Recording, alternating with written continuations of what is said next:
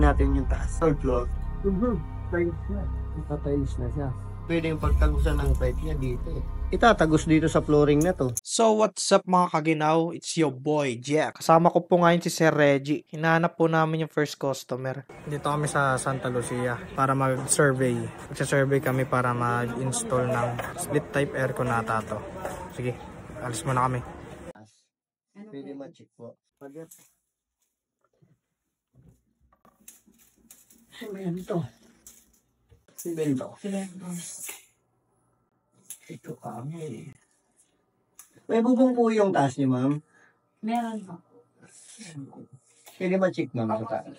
Check natin yung taas. Third floor.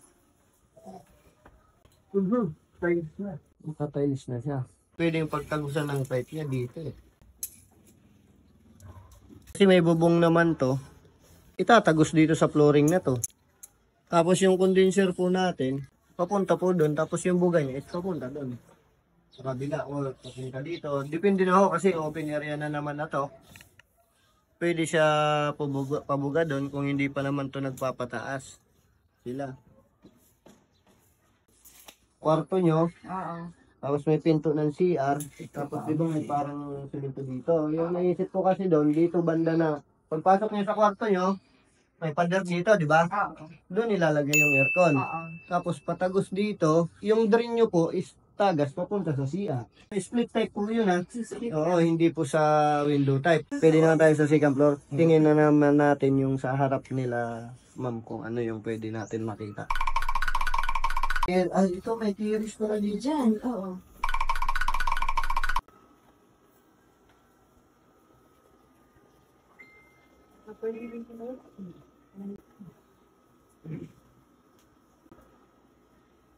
Dito po natin pwede ma'am ilagay yung unit.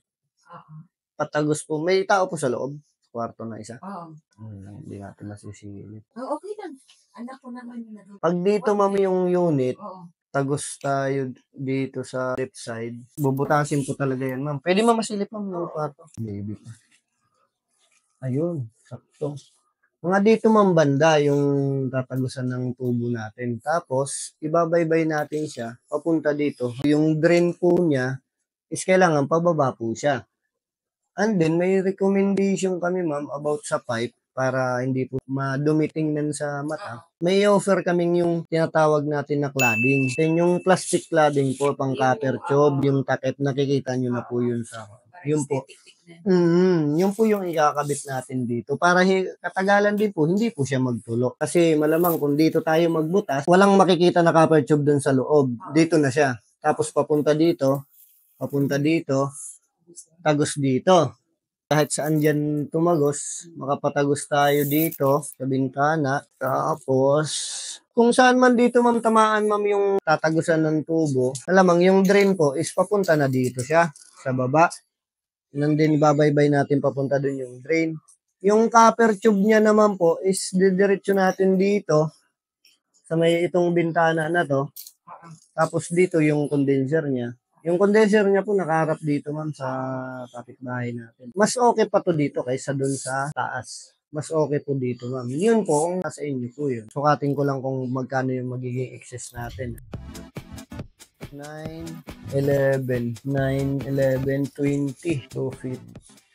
22 ma'am yung lahat ng kuha natin. Yung free lang po natin sa install ma'am is 10 feet. Bali may 12 feet po kayo na magiging additional. And then yung po, plastic cladding natin. Yung dalawang molding yung magagamit natin. Kasama na yung loob po, labas po nun para medyo maganda tingnan. Di ba may unit din kayo? Meron din po kami. Pwede po kayo magtanong sa office. Saka mag-special bracket po tayo. Ilang ano? 1 HP lang po yan, no? 1 HP lang. Tapos yung special bracket po natin, 1.5 po yung natin paggawa nun. Kami na rin po magagawa nun. Siguro pag mag-install dito na rin po gagawin kasi susukatan po yan dyan. Ilista ko po ba ma'am lahat. Maliban na lang sa cladding ma'am. Yung cladding po, kayo na po magtanong sa office kung magkano single. Ano yung cladding nga? Yung pang takip po sa copper tube, alam naman na nila yan. Lista na lang natin kung magkano lahat yung magiging expenses nila. Sa part na to, may problema pa pala. Ang pagdadaluyan ng wiring. Need kasi may sariling supply ng kuryente ang aircon natin. Dito tatagos yung wire. punta dito, tapos papunta doon. Diyan tayo maglalagay ng breaker. Diyan na lang tayo maglalagay ng supply. Magbabari na lang dito kasi ito, hindi to tiles eh. Pwede natin patagusin doon. Tama lang yung makababa yung wire natin. Makatagos. Yung wire naman yung sukatin natin ngayon. Doon sa taas. 250. Haba. 200. 250. Plus 50. 500. 7. 10 meters. 10 meters lahat yung wire naman. Pag dalawang wire, 20 meters. Bali, dalawang wire po yun. Bali, 20 meters po siya yung magiging excess. Tapos yung breaker naman, kasi may spare naman sa breaker nyo. Maglalagay tayo doon ng plug-in, 20 ampere.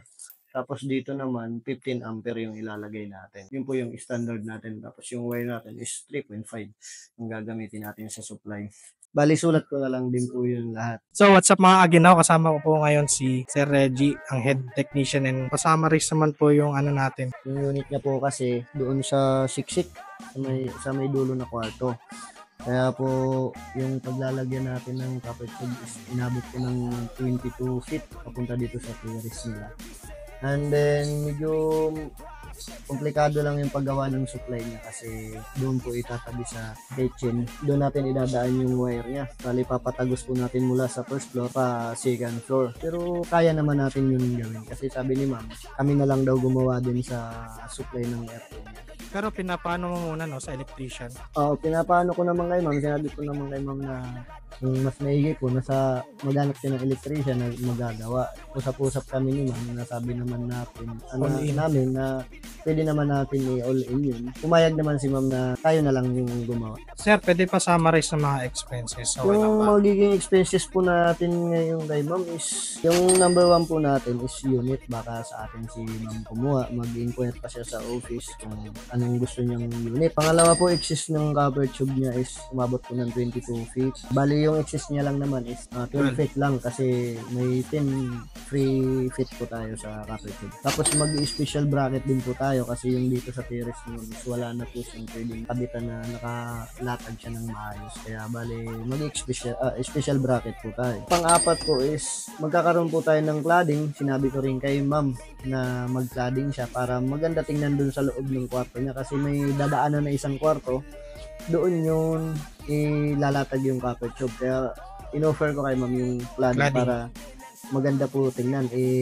Alam naman din po ni ma'am kaya pumayag siya. Bali, set po yung gagamit natin na cladding. Panglima po, excess sa wire is 20 meters. Yun po yung medyo mahaba-haba siya kasi mula sa first floor akyat po tayo ng second floor. Pang-anim po is yung breaker po kasi may spare pa sa main breaker nila. Maglalagay po tayo ng breaker ng plug-in doon po sa isang breaker. Tapos yung pang-last po natin is yung breaker din po na yung bolt-on na breaker para sa taas.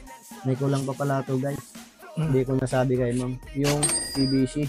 Kasama din pala. PVC, Oo, yung sa drain.